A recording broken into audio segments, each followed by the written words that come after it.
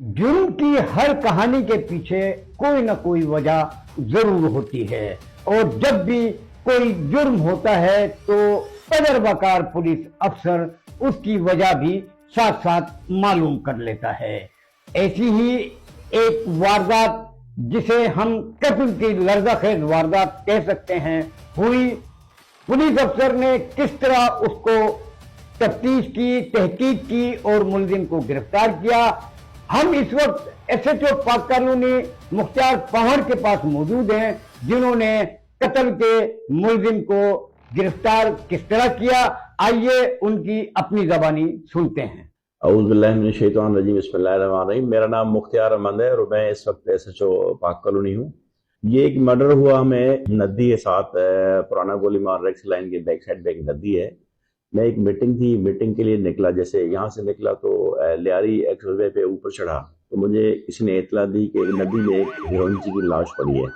क्योंकि मीटिंग में टाइम कम था, मैं वहाँ जा रहा था, लेकिन फिर किसी और ने कहा है कि जो है बंदा हीरोइनची नहीं लग रहा है। तो मैंने आगे से गाड़ी टर्न की। मीटिंग को ज़्यादा अहम नहीं समझा। मैंने आगे जहाँ मीटिंग थी उनसे रिक्वेस्ट की कि मैं 2-4 से 10 मिनट लेट हो जाऊँगा। तो मैं वापस आके फिर मौके पे आया। जैसे मौके पे आया तो मैंने आके देखा कि बज़ाहिर जो हालात लग रहे थे हीरोइनची वाले ही थे, लेकिन मैंने जब नदी से बंदे को निकलवाया तो देखा कि उसका जिस्म जब हटाया कपड़ा जिस्म से तो उसको फायर लगे हुए थे। तकरीबन कोई 9 फायर लगे हुए थे मुख्तलिफ जिस्म के हिस्सों से। कपड़ा हटाने के बाद पता चला कि इसका मर्डर हुआ है, ये हीरोइनची नहीं है। महबूब नाम था उसका, बलोच था और लियारी का रिहायशी था। उससे हमने स्टार्ट किया। मौके पे खोल भी पड़े थे, खोल भी कब्जे में लिए। फिर जो भी मजीद कार्रवाई थी वो कंप्लीट की।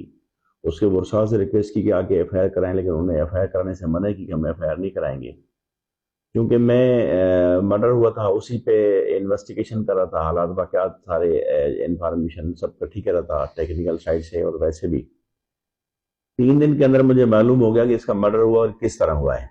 तो फिर मैं उनसे मुद्दईयान से रिक्वेस्ट की, फ़ोन पे बुलाया, फिर उनसे मुलाकात हुई, उनको समझाया बुझाया, उनसे रिक्वेस्ट करके मुकदमा दर्ज करवाया। मुकदमा दर्ज जैसे ही हुआ तो मैं अपने मुलजिम के पकड़ने की खोजने लग गया। अल्हम्दुलिल्लाह चंद ही घंटों में मैंने मुलजिम को पकड़ा तो पता चला कि इसका मर्डर हुआ। और मुलजिम जो कातिल था वो उसका बहनोई था।